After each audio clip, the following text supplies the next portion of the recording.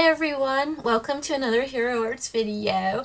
It's Lisa here, and today I'm going to show you tips and tricks for coloring hair and faces with Copic markers.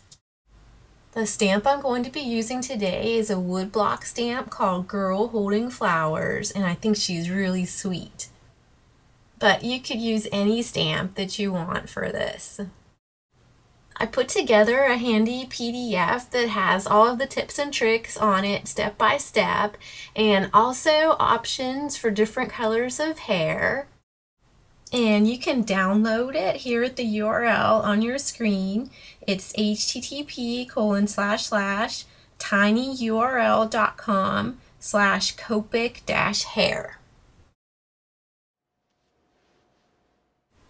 Okay, so today we're going to be using the suggested colors for red hair, and I went ahead and stamped the image with Memento black ink.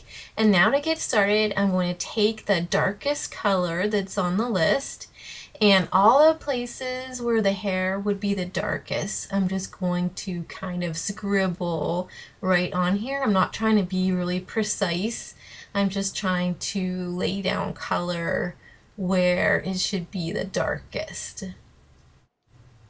And usually I start coloring with the light color of Copic markers, but I found that for hair and for tiny things that it helps me a lot to start with the darkest color, because then I know exactly where I'm putting it.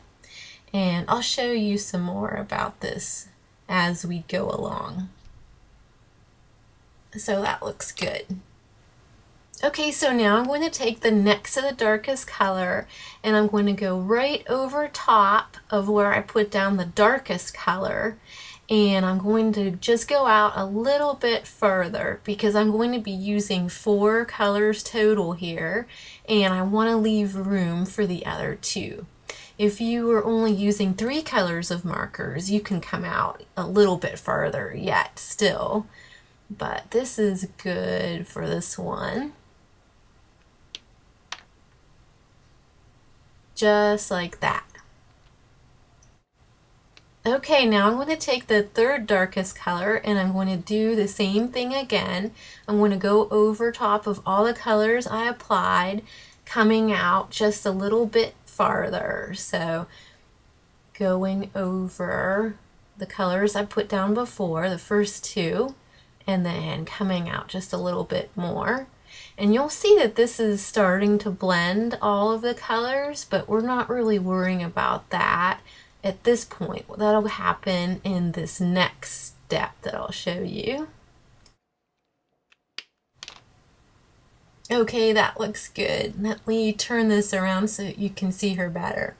Okay, so now for the blending step, we're going to take that lightest color, and then starting at the part, make little circles all over her hair, like so.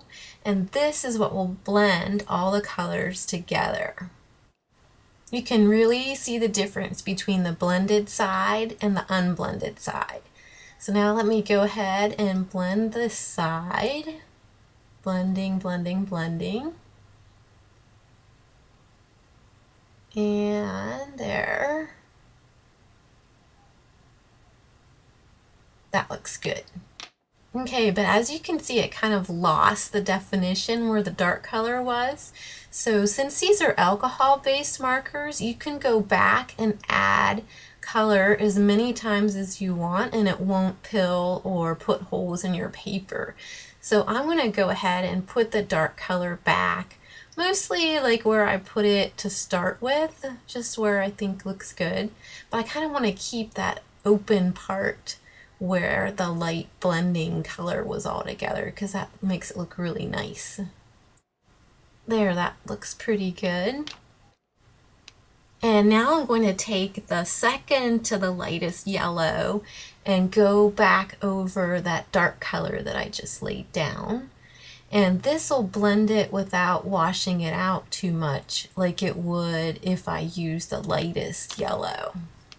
Okay, and now I am going to take that lightest yellow and go over the areas where I want it to look the shiniest. This would be where the sun was shining right on the hair. and this will keep that area open and shiny looking. Just like that. And I think that looks pretty good, but if you wanted to, you could go back and add more dark color, more light color, and you could do that as many times as you want. And here I'm just taking the colorless blender pen and I'm going and removing some color from where I went outside the line into the flower and onto her face. Because remember, the colorless blender marker isn't a blender at all. Just think of it as an eraser. Okay, so now that the hair is finished, we can go ahead and do the face. And one of my tricks here is to put the cheek color down first. So I'm using a nice little pink here, and I just made the cheeks. Now I take the darkest skin tone and I go along wherever there should be shadows. So under her chin, like this, and then under her bangs, and I'm just like putting down some color. I'm not like really trying to be precise or anything. And then on one side of her face, I'll like to add a little bit of extra of that darker color. Now what I do is I take the lightest skin tone color and go over everything with little circles, just going over top of everything I colored before, including the cheeks. And what this does is it blends it all together really nicely, and it fades the cheeks out, and it kind of spreads that pink color out a little bit so she really looks like she's blushing and makes sweet little cheeks. Okay, now I thought I'd show you one last little face trick. The trick is to go in with your colorless blender to put the whites of the eyes back, since we colored all over it with the skin tone and people don't have skin tone eyes. Okay, next I wanted to show you how I do the flowers. I like to take the darkest color that I'm going to use and go along one side of each petal. And this is a trick for coloring small images like these flowers, is to do your darkest color first, because sometimes if you start with the lightest color and then add the darkest, it'll like make a big mess. So then what I do is I start with the lightest color in the uncolored side and then blend towards the dark color that I added in the previous step. So here you can see I start in the uncolored area with that light color, and then it pushes into the dark color. So there you can see. And I'm going to go ahead and do the other flowers the same way. I think I'll add a little more dark there just to kind of emphasize it a little bit more. Okay, that looks good. Now for this next part of the video, I wanted to show you how I do all the different parts of her dress and the other flowers, but I was running out of time, so I thought rather than cut the whole thing out, I would just put it all in fast forward. So this is a fast forward version of coloring the rest of the girl.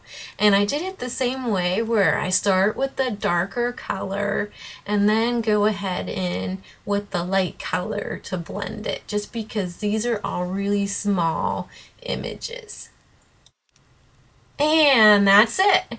Thanks for watching, and hope you try this technique soon.